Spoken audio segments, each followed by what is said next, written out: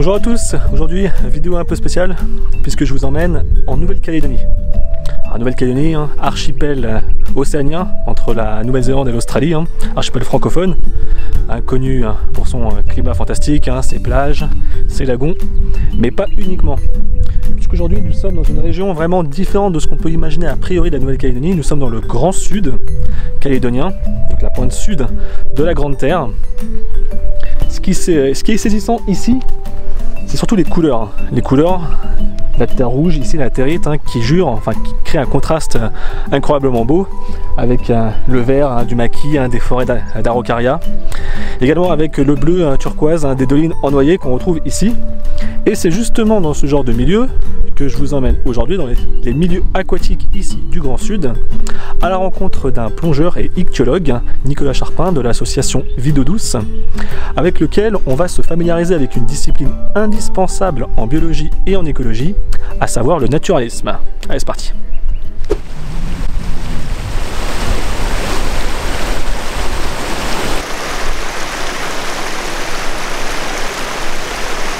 Première parenthèse avant de commencer. Le naturalisme, qu'est-ce que c'est? Alors tout d'abord, c'est un terme ancien. Il renvoie aux grandes expéditions du passé, les glorieuses expéditions des Cook, Humboldt, Bougainville, Darwin et autres Cuvier. À l'origine, le terme naturalisme désigne les travaux réalisés par le naturaliste, c'est-à-dire celui qui pratique les sciences naturelles. Zoologie, botanique, entomologie, etc. Aujourd'hui, le terme naturaliste a pas mal évolué. Mais cela dit, il est encore utilisé, notamment parce que toute l'histoire qui se cache derrière est magnifique. C'est tout un héritage que les biologistes, les écologues, les ichtyologues, encore aujourd'hui, partagent. Et à présent, il désigne en grande partie, souvent accolé avec le terme d'inventaire, le listing du vivant.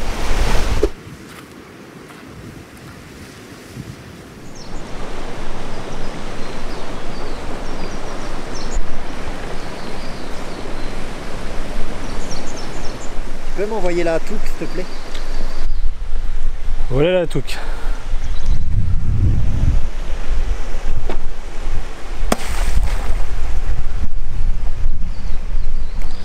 À quoi ça te sert ça? Il n'entend pas? À mettre les poissons. À mettre les poissons, tout simplement. Il n'est pas très bavard.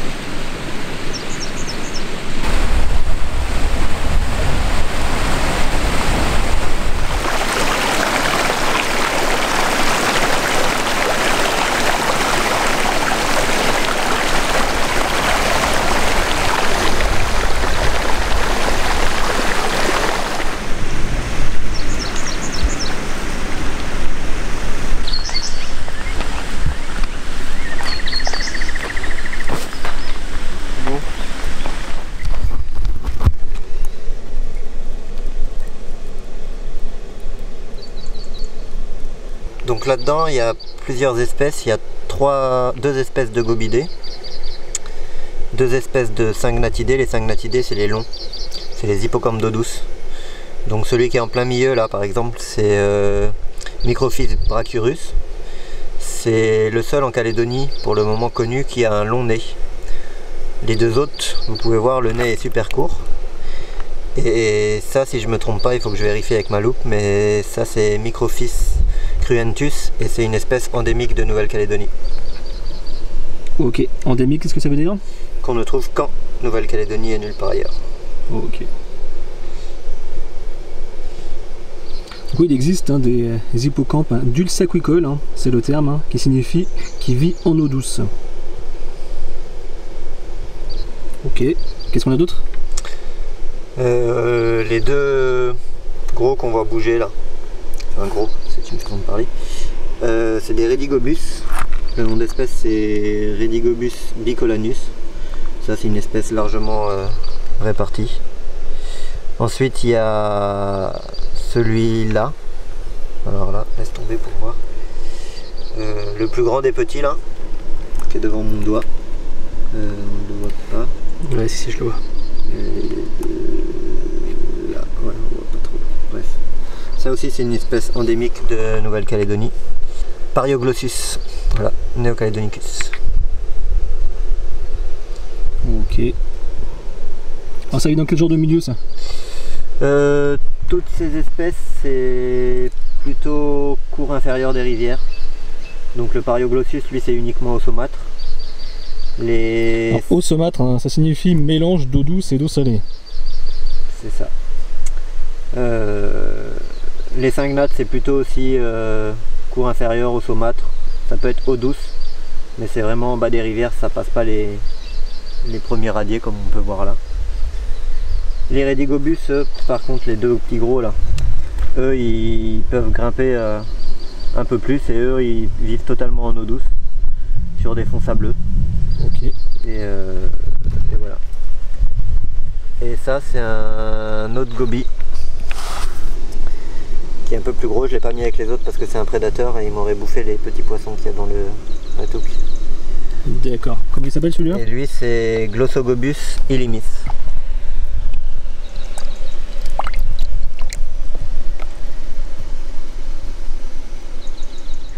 J'ai cru voir des poissons avec une queue jaune, qu'est-ce que c'est? Ça c'est les carpes Culia munda.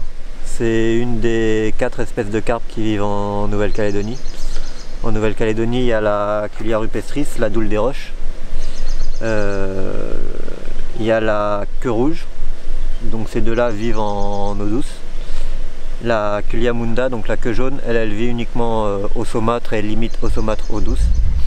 Et après il y a une autre carpe, c'est Culia mugile, qui elle est plutôt eau de mer. Donc c'est pas vraiment, on peut la rencontrer dans les embouchures de rivière, mais c'est plutôt milieu marin. Alors voici la doule, la carpe à queue jaune dont on vous a parlé. Alors tout l'intérêt de ce genre de livre réside dans l'outil indispensable pour les naturalistes, mais cet outil n'est pas exempt de défauts. Hein. Un atlas doit souvent être mis à jour, notamment celui-ci, il date de 2003. Et d'ailleurs, parmi les travaux réalisés par l'association et par Nicolas ici présent, est de recenser la faune, l'ichtyofaune, la faune en poisson, mais également la faune en crevettes de Calédonie, afin de mettre à jour ce genre d'atlas. Alors les milieux aquatiques en Calédonie, bon, évidemment on pense aux lagons, au milieu récifal, à ces plages, etc. Alors ça on le verra, je vais même faire d'autres vidéos pour vous montrer tout ça, la faune et la flore qu'on peut y trouver. Mais les zones humides en Nouvelle-Calédonie, en réalité c'est une mosaïque de paysages tout à fait exceptionnels, tous plus magnifiques les uns que les autres. On trouve des rivières, des criques, des mangroves, des forêts humides, on trouve également des marais, on trouve également toute la zone située au niveau de l'estran, donc qui ne dépasse pas à marée haute 6 mètres de profondeur au niveau marin. Donc tout ça, ce sont les zones humides continentales. Est-ce que tu peux nous expliquer ce que tu fais là? Je fais des photos des poissons sur fond noir.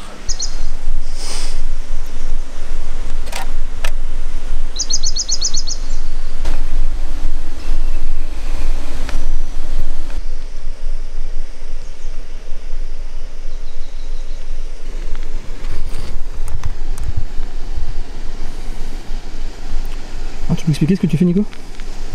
Je vais essayer de l'identifier à l'espèce. Parce que tout à l'heure je vous ai dit que pour moi c'était Cruentus. Et pour ça il faut vérifier des barres sur l'opercule. Et c'est la merde.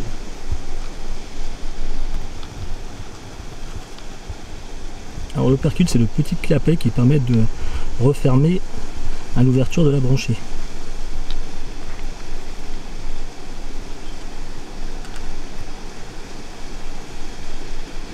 Décrire la biodiversité, enfin la liste, l'inventaire naturaliste qui existe en un milieu, c'est souvent le prémisse à d'autres boulots réalisés derrière. Connaître un milieu, au-delà de l'aspect fondamental de la science, permet également de mieux le comprendre et finalement de mieux le protéger. Et la biodiversité, et en particulier la biodiversité aquatique, elle est foisonnante sur la Terre, et en particulier ici en Nouvelle-Calédonie. D'après vous, combien existe-t-il d'espèces différentes dans le monde? En réalité, il s'agirait plutôt d'une énorme fourchette, puisque les scientifiques considèrent qu'il existe entre 10 et 100 millions d'espèces différentes sur la Terre. Sachant que les biologistes, les naturalistes, en ont décrit environ 3 millions. Donc il reste encore énormément de boulot à réaliser. Alors d'où sort ce chiffre de 10 à 100 millions? Bien, il se base en grande partie sur notre connaissance de la biodiversité passée et notre connaissance du rythme auquel les espèces actuelles disparaissent. Ce qui est ironique, pour connaître le nombre de la richesse biologique actuelle, on se base en grande partie sur les espèces qui disparaissent de cette liste. Alors évidemment, Nico, après avoir capturé les espèces, après les avoir étudiées, après avoir fait de la photographie, de la biométrie, il relâche les individus.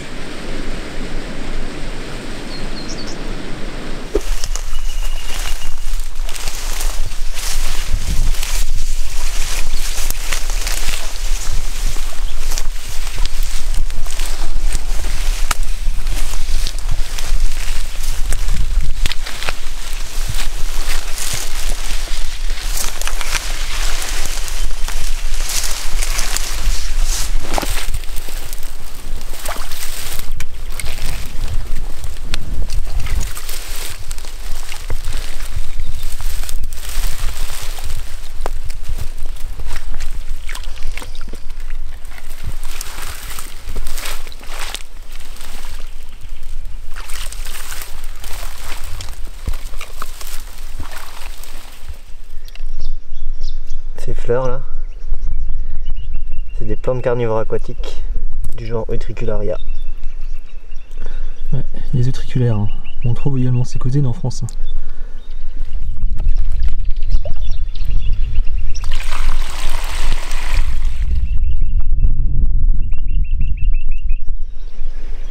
Alors, qu'est-ce que tu as trouvé là, Nico? Des petites crevettes d'eau douce. Probablement des paratia, mais je regarderai ça à la loupe tout à l'heure. Regardez un peu plus loin, c'est le genre de choses qui peut arriver lorsqu'on fait du terrain. Je me suis enfoncé d'un bon mètre dans l'eau. C'est le genre de choses qui arrivent. Ça fait aussi partie, on va pas dire du plaisir du naturalisme, mais ça fait partie aussi du boulot.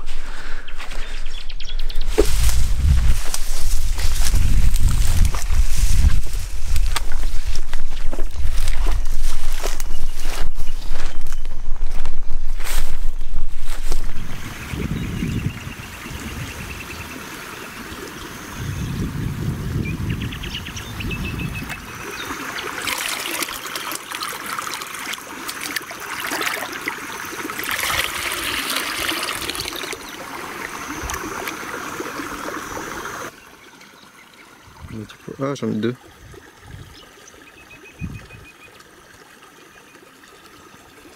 Donc les petits gastéropodes que je cherchais tout à l'heure dans l'autre trou d'eau, on n'en avait pas trouvé. Et là, dans ce petit cric, je viens d'en trouver. Donc là, j'ai deux individus pour le moment. Il va falloir continuer à chercher. Alors une petite parenthèse sur le terme invertébré. Invertébré désigne en systématique l'ensemble des êtres vivants dépourvus, comme nous, d'un squelette interne osseux ou cartilagineux. Mais la petite subtilité, et un systématicien vous le dira bien, c'est qu'il ne faut jamais décrire le vivant par rapport à ce qu'il n'a pas. La systématique, l'art de donner des noms aux êtres vivants, les classer, trouver des liens de parenté, elle se base avant tout sur le partage de caractères en commun, de points en commun que partage le vivant. Et à ce petit jeu-là, on se rend compte que tout le vivant, l'intégralité de ce qui vit sur la Terre est apparenté. Et oui, on partage tous au moins un point commun. Et du coup, au travers de cette définition, on comprend bien que le terme invertébré est peut-être bancal et qu'il faut un petit peu s'en écarter. Je vous donne un exemple. Prenez un radis. On est tous d'accord, le radis, pas de vertèbres, pas de squelette. Du coup, le radis, invertébré? Non, évidemment, ce n'est pas un invertébré, le radis.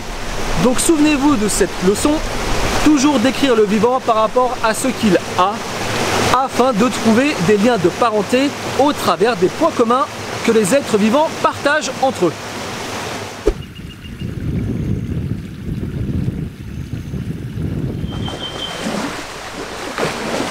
Bah, tout dépend de la faune que tu souhaites inventorier. Tu as les poissons, les crustacés, les macroinvertébrés, les insectes aquatiques par exemple. Donc dans les suivis scientifiques pour les poissons et les crustacés décapodes, on va dire, il y a tout ce qui est pêche électrique. Donc ça, il faut des autorisations bien spéciales pour ça. C'est ce qu'utilisent les bureaux d'études pour faire des inventaires ou des suivis sur le long terme pour les espèces. Pour les macroinvertébrés, il y a l'utilisation de sorbeurs, donc c'est des filets avec une unité de surface bien précise qui permet de déterminer les différentes espèces d'insectes pour après faire des indices par exemple pour la qualité de l'eau dans les rivières, ce genre de choses. Pareil pour les poissons. Et ben, il y a plusieurs raisons. Il peut y avoir des inventaires comme pour une étude d'impact, donc avant la construction d'un ouvrage par exemple en rivière, un pont, une centrale hydroélectrique, n'importe quoi. Et bah, le fait d'avoir un inventaire permet d'avoir une idée de la biodiversité qui est présente dans la rivière.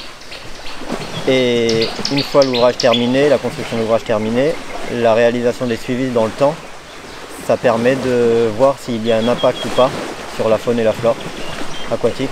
Donc voilà.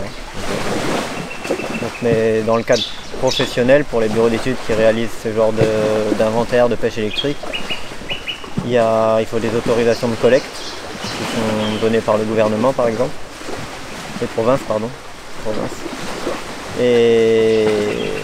Et après, quelle difficulté il y a sur le terrain, c'est si par exemple ce sont des sites isolés, donc c'est d'acheminer tout le matériel pour réaliser les inventaires, donc le matériel de pêche électrique, les filets, les épuisettes, qui permettent de capturer les espèces, donc c'est plutôt, on va dire, pour les accès qu'il y a des difficultés. Ou de toute façon, quand il y a des fortes pluies, on ne va pas réaliser un inventaire juste après les fortes pluies. Après une crue, on attend un certain temps avant que la rivière se stabilise, avant d'y retourner. Donc c'est pas une question de temps ou de saison. Être passionné, c'est le premier truc. Si tu n'es pas passionné par ce que tu fais, tu ne deviendras pas un bon naturaliste. Pour être un bon naturaliste, après il y a différents types de naturalistes. Il y a le naturaliste de terrain par exemple, c'est la personne qui aime aller prospecter, faire des recherches, qui s'intéresse, qui lit de la biblio, c'est un peu ce que je fais. Et là voilà, il faut vraiment être passionné et il faut aller se promener, explorer. Tout dépend de la faune que tu veux inventorier. Les pêches électriques, ça a un certain coût parce qu'il faut plusieurs équipes. Il y a des gens qui sont aux épuisettes et aux filets, il y a la personne qui gère l'appareil de pêche électrique. Donc ça c'est des budgets, c'est réalisé par des bureaux d'études principalement. Donc ça a un certain prix. Après, si c'est juste naturaliste, envie d'aller explorer, à part prendre ta voiture et aller te garer quelque part et après crapahuter dans la montagne, c'est gratuit. Partout, il y a des choses partout. Il ne faut pas s'intéresser qu'aux gros animaux, entre guillemets, mais dès l'instant où on s'intéresse à tout ce qui est petit, il y en a partout. Et dans les milieux aquatiques, partout où il y a de l'eau, sans exception, il y a de la vie. Une petite flaque d'eau au bord de la route, il y a de la vie. Une source, il y a de la vie. Des grottes souterraines, il y a de la vie. Des rivières, des criques, partout. Il y a des BTS, gestion de l'environnement, qui permettent, je pense, et après on est spécialisé en milieu aquatique par exemple, de pouvoir rentrer et aller travailler pour des bureaux d'études sur le terrain, qui a besoin de main d'œuvre, pas la peine d'être un grand scientifique ou un grand biologiste pour pouvoir faire des pêches électriques. Pour aller tenir une épuisette et attraper des poissons à l'épuisette, on peut même le faire sans forcément de diplôme dans l'environnement. Bon, c'est mon avis. Après, pour identifier les espèces, pour la biologie des espèces, tout ça, là, il faut aller plus loin, licence, master. Et voilà un outil de transport pour aller dans les zones reculées en Calédonie. On le voit en plus à l'image. a la chance, des fois on le prend.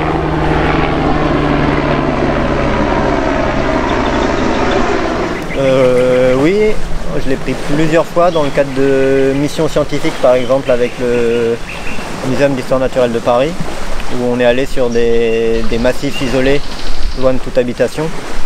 Et du coup, moi j'étais allé inventorier les cours d'eau sur ce massif, et le seul moyen pour y aller c'était l'hélicoptère. Ou sinon, sur la côte sud-est de la Nouvelle-Calédonie, il y a ce qu'on appelle la côte oubliée, où à part plusieurs jours de marche, le bateau ou l'hélicoptère, il n'y a aucune route, aucun moyen d'y aller. Et donc là aussi j'ai pris l'hélicoptère plusieurs fois pour aller faire des inventaires et des études là-bas. C'est tout pour cette vidéo en Nouvelle-Calédonie, dans le sud de la Nouvelle-Calédonie. On aura l'occasion d'en voir davantage sur l'archipel. On va pas s'arrêter là, je suis là pour quelques temps encore, pour plusieurs mois. Donc je vais continuer de travailler avec Nicolas ici. Encore des choses à vous montrer dans les milieux aquatiques et peut-être même ailleurs. Donc restez connectés.